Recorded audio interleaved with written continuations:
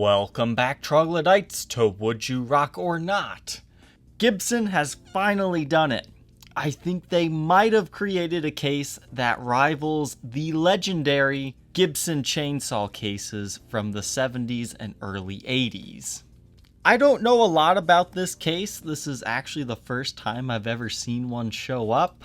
And this one is listed on Reverb by the Stratosphere, and that's a shop that's kind of similar to Gibson Dependable on eBay, where they just buy guitars strictly to part them out for a profit. So they're advertising this as a Les Paul Standard high-performance hardshell case. Now, a year or two ago, Gibson came out with this case. Now, it has a staggering new price. I think it was like $500 to $700 or something, but it was marketed as basically the best case for your guitar. And I was curious about them, so I did pick one up secondhand so I could get some first-hand experience with them. Now, these were excellent cases. They had great padding on the inside. They really did take the time to get that portion right, and it had proper neck and headstock support, as well as a case compartment for your strap and other things you might need. They also had a seal around the inside, so once the case was closed, it was actually waterproof and humidity proof. So these were great cases, but there was one huge downfall. They didn't hold up too well. As soon as you took this plastic covering off these cases, they would dent and scratch like mad, and they would just look trashed in a matter of seconds. I mean, if you actually gigged with this thing, it would just look so beat up. It wasn't very durable as far as the cosmetics go.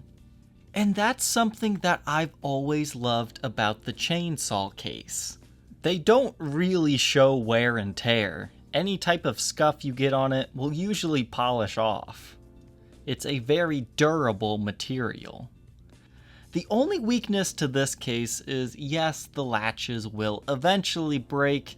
The lid ribbon also likes to fall off, but if you use these cases responsibly, and if you take the time to close the latches properly, you'll never really have an issue with them just breaking. But it is very hard to find a clean one that doesn't smell of yesteryear. Another con to these cases is they are very, very heavy. If I remember correctly, I think this case was around 20 pounds. And most cases are usually anywhere from 5 to like 12. So in comes this new case. It's much more sleek in design.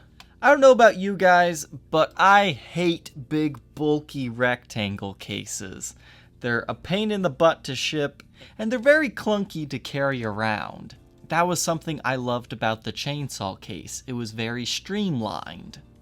This new one takes it to an extreme. It's got beautiful rounded edges. It's not super bulky. It's just the right shape. It kind of reminds me of a violin case. It appears you have 4 latches on the front side of the case and the Gibson logo.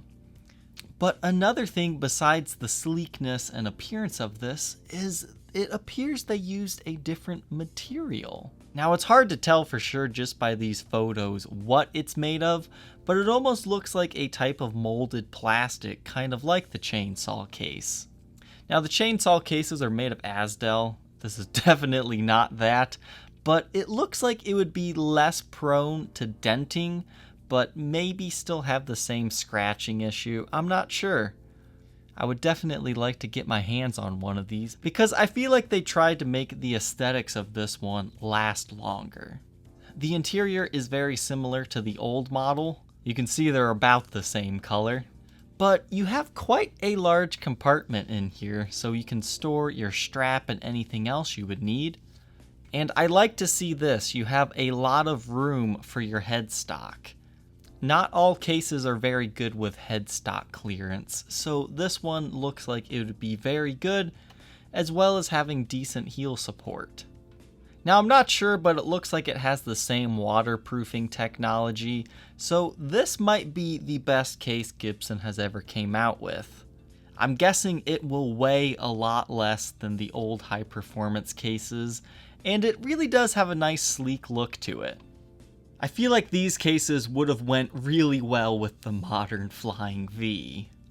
I'm not really sure how to share a sound demo of a case, but here's one of a guy patting on his.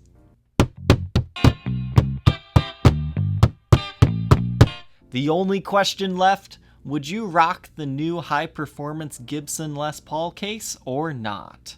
Leave your answer down in the comment section below, and regardless of how you feel about this case, don't forget to like, comment, and subscribe, and we will see you tomorrow on the next episode.